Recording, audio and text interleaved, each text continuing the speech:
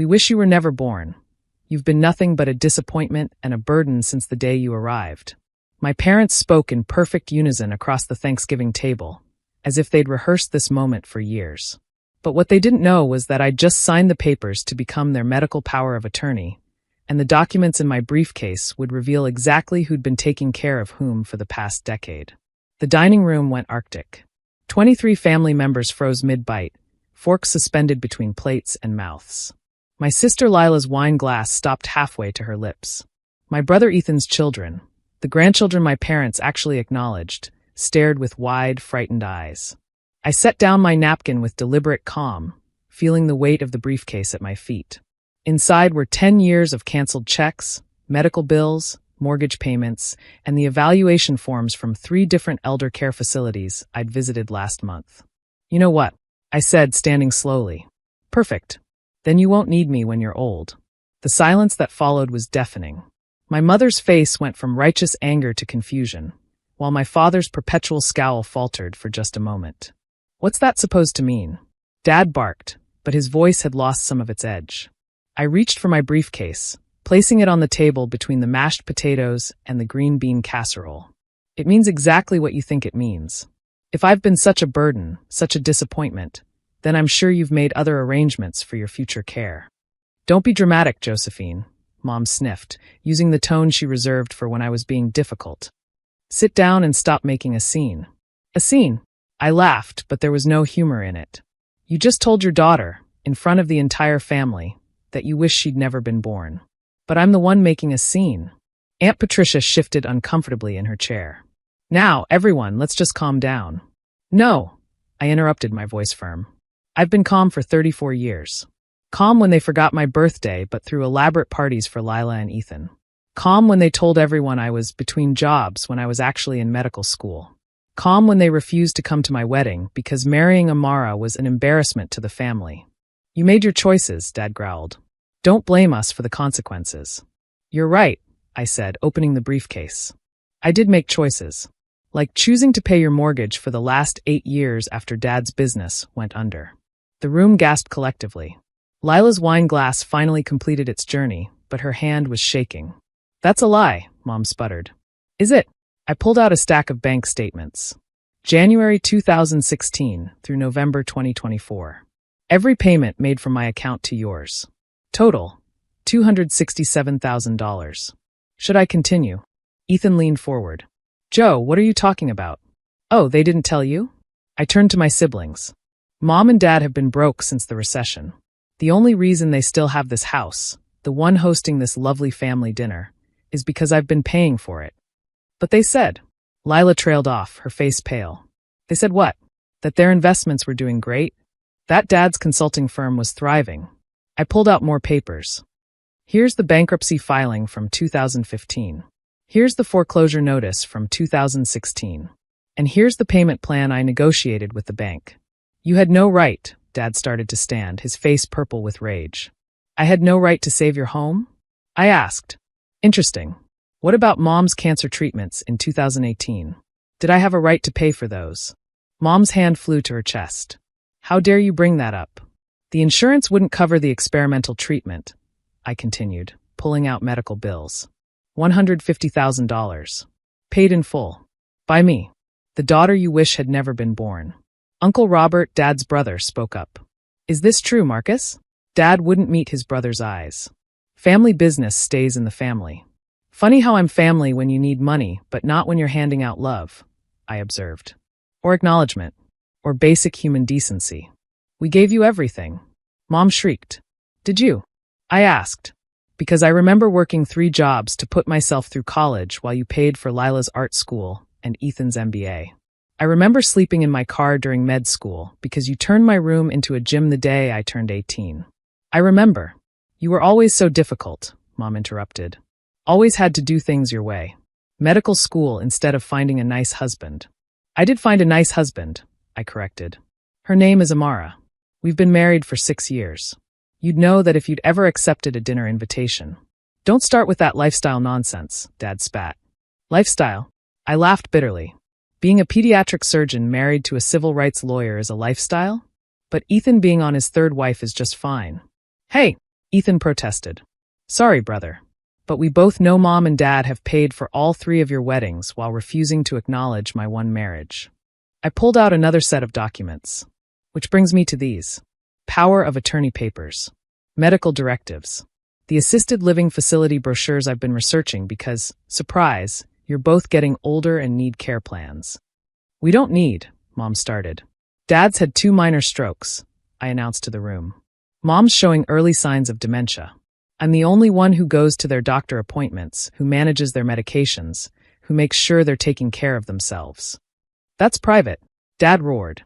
Like my sexuality was supposed to be private? Like my struggles were supposed to be private? You've spent decades airing my failures to anyone who would listen. Time for some reciprocity. I pulled out the final document. This is a letter from their doctor, recommending full-time care within the next 2 years. The good facilities, the ones where they won't be neglected or abused, cost about $8,000 a month. Per person. The room fell silent as everyone did the math. But hey, I continued, closing the briefcase. Since you wish I'd never been born, I'm sure Lila and Ethan are ready to step up. Right, siblings? Lila looked like she'd swallowed a lemon. We can't. James and I are barely making ends meet. And I've got 3 kids to put through college, Ethan added quickly. Interesting, I said. So the child you wish had never been born is the only one capable of ensuring you don't spend your final years in a state-run facility? This is manipulation, Mom said, but her voice had lost its conviction. No, I said, picking up my coat. Manipulation was spending my entire childhood telling me I wasn't good enough while taking my money as an adult. Manipulation was showing up to my medical school graduation only to tell people you were there, supporting a friend's child.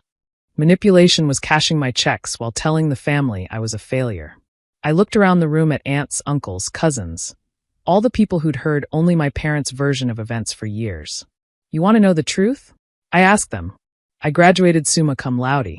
I'm the youngest head of pediatric surgery in the state.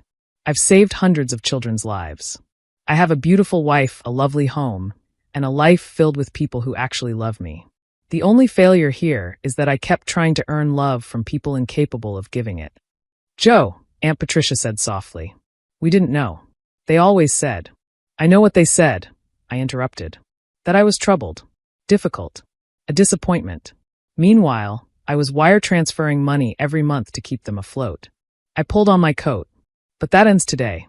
The house payment is covered through December. After that, you're on your own. The power of attorney papers? Shredded. The assisted living facilities?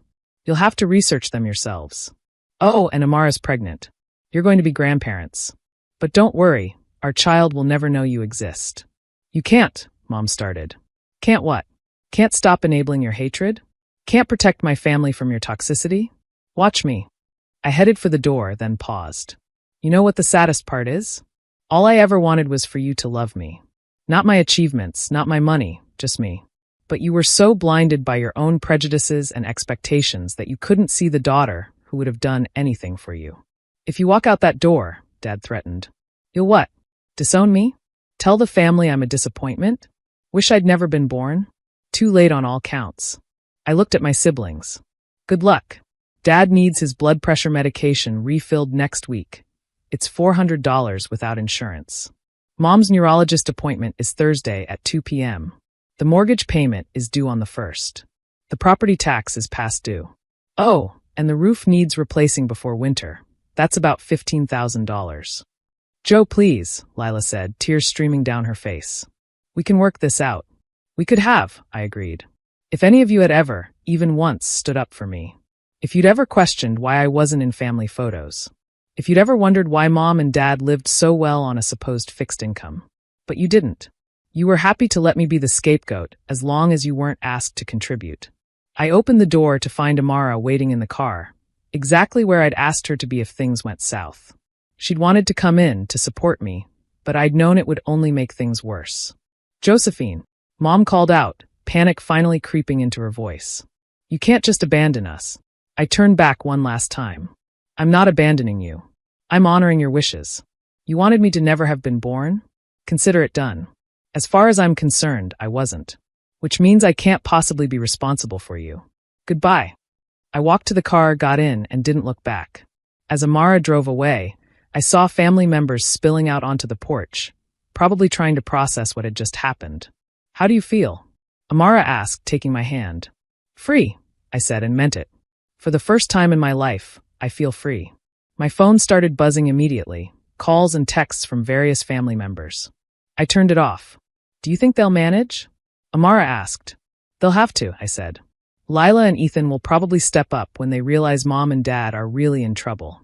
Or maybe they won't. Either way, it's not my problem anymore." "And the baby?" she asked, touching her still flat stomach. "Are you really going to keep them from their grandparents?" "They made that choice," I said firmly. "I won't expose our child to people who wish their own daughter had never been born. Our baby deserves better. We deserved better." As we drove home to our life, our real life, filled with Cho's family and genuine love, I thought about the briefcase full of evidence I'd left behind. Let them see exactly how much the daughter they'd rejected had done for them. Let them choke on their pride when they realized the only one willing to care for them in their old age was the one they'd pushed away. They'd wished I'd never been born. Grant that wish. I was reborn the moment I walked out that door. Not as their disappointment, their burden, their shameful secret, but as myself. Dr. Josephine Parker Williams. Wife. Soon-to-be mother. And finally free.